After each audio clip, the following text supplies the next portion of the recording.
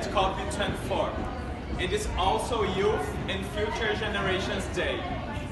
As young people, we are the ones who will be left to deal with a broken planet, sponsored by fossil fuel industries and dangerous distractions, false solutions. We need a conflict of interest policy at COP. The people are calling for faster action. The IPCC 1.5 report is calling for greater ambition. And Mother Earth is screaming. If fossil fuel sponsorship and lobbying continues to dominate and infiltrate those negotiations, none of the above will be possible. Living in northeastern Brazil, the most vulnerable region of the effects of climate change, showed me over the years the urgency of controlling global warming.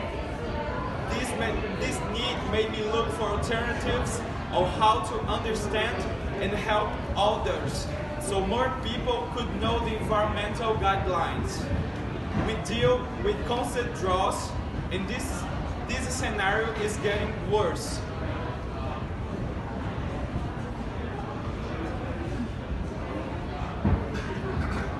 Our political situation perfectly highlights how decision makers sit in the pockets of the fossil fuel industries.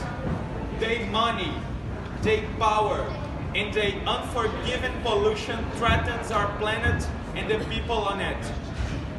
If we don't remove them for negotiations, we must set ambitions and necessary targets to combat climate change. We cannot hope to live in a 1.5 world. The corporate interference and sponsorship is around us here.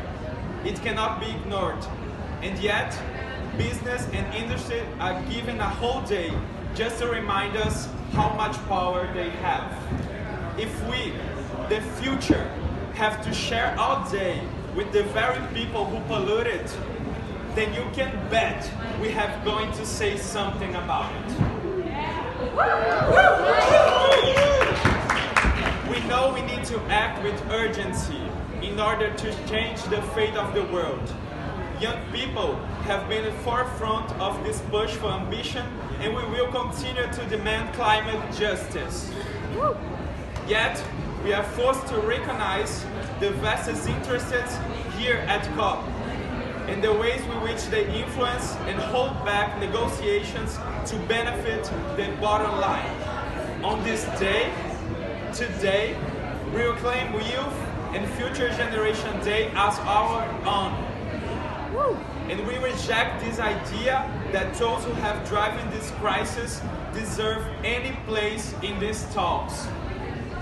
We are asking parties to support a bold and urgently needed comprehensive conflicts of interest policy here at COP, which should allow us to reach a 1.5 world that accounts for climate justice and protect our future. Woo! Yeah!